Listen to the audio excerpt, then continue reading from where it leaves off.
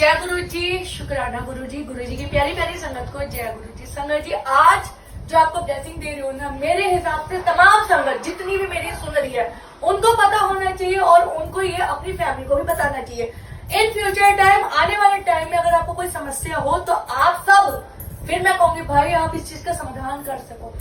2027 तक हो सकता है संगत जी एनर्जी नॉकडाउन लगे। अब एनर्जी नॉकडाउन में होगा क्या, आपको पानी की दिक्कत हो सकती है, आपको बिजली की दिक्कत हो सकती है।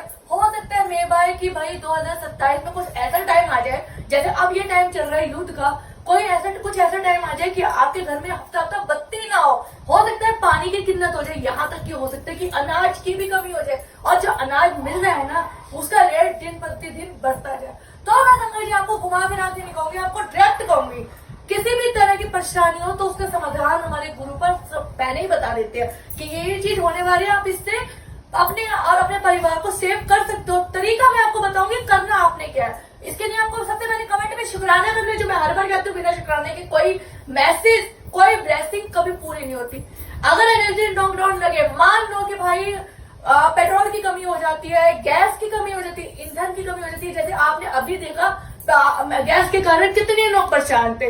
तो भाई अपने घर में ऐसे सिस्टम रखो, सोर्स ऊर्जा के लिए कुछ ऐसे सिस्टम रखो कि मानो अगर वो चीज ना हो तो आप कर सकते हो, आपके घर में ये काम हो सकता है। तो सबसे पहले सब अपने घर में इंडक्शन जरूर रखे।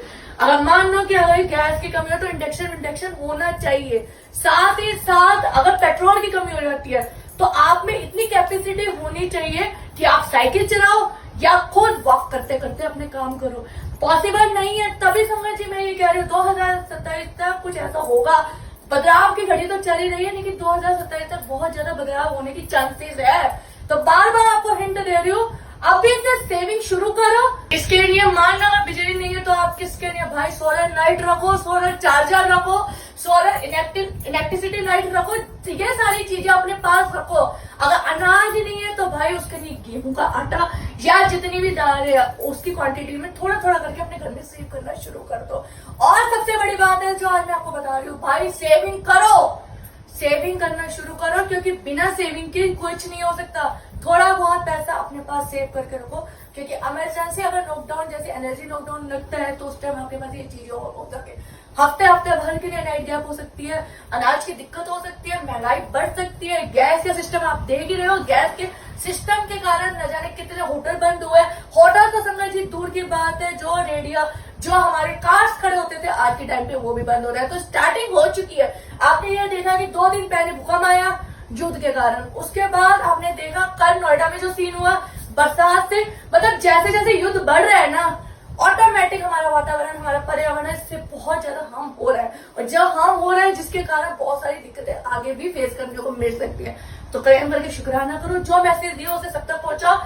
आगे एनर्जी लॉकडाउन लगे उससे पहले अपनी एनर्जी को सेव कर लो। एक टाइम ही आया था लॉकडाउन, जो हमें पता नहीं था कि लॉकडाउन लग गया और हमें सबको अंदर घर पे रहना पड़ा, जिसके चलते बहुत सारे लोगों के काम ठप हो गए थे। जब उन्होंने स्टार्टिंग की तो उन्हें इतना मिल नहीं पाया जितना उन्होंने सोचा था। तो अब आपको जब ये मैसेज मिल रहा है ना तो प्लीज इसमें ज्यादा से ज्यादा ध्यान दो, क्योंकि गुरु का आपको हिंट दे रहे हैं। और अगर आप अभी भी नहीं समझ रहे ना तो इसमें कोई कुछ नहीं कर सकता। सेविंग शुरू कर लो भाई, सेविंग शुरू कर लो। अगर आप 10 खर्च करते हो तो 10 के 5 कर लो, 6 करो, लेकिन आपको ये चीजें करनी पड़ेगी, क्योंकि कभी भी एनर्जी लॉकडाउन लग सकता है। 27 तक पूरे चांसेस है। तो प्रेम करके शुक्राना करो। जय गुरु जी, शुक्राना गुरु जी।